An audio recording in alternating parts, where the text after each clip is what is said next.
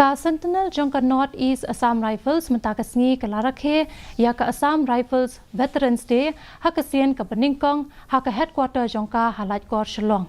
Hakani kasngi palat chispa ngut ki sipai ki bala shongthat ki layadon lang hakatei ke jing Rakhe. Ka medical unit jangka Assam Rifles kala penlong ya ke jing Sumar A ne ke free medical camp.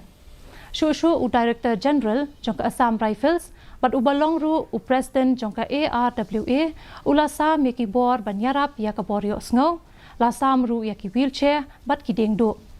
Habakran hakajing yalang Director General jangka Assam Rifles Lieutenant General PC Nair PVSM AVSM VSM PhD ulaong ba ompat ju Rakhe ya kum kani kasngi kumta ularai badai ban Rakhe no mentakasngi ya ka Veterans Day bankin penkup burom ya ki sipai bala shongthan bat nado menta ka arpulai tarik ulber on Rakhe ya ka kum ka Assam Rifles Veterans Day.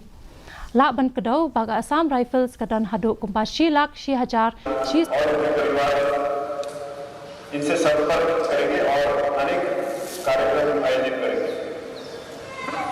मुझे ये बताते हुए खुशी हो रही है कि आज पूरे देश में हर ऐसा क्षेत्र में एयर वेटरन्स डे मनाया जा रहा है और नॉर्थ ईस्ट में कुल 23 लोकेशन में हमारे यूनिट्स और कंपनी ऑपरेटिंग बेस से कई अधिकारी और जवान हमारे एक सर्विसमैन से मिल रहे हैं।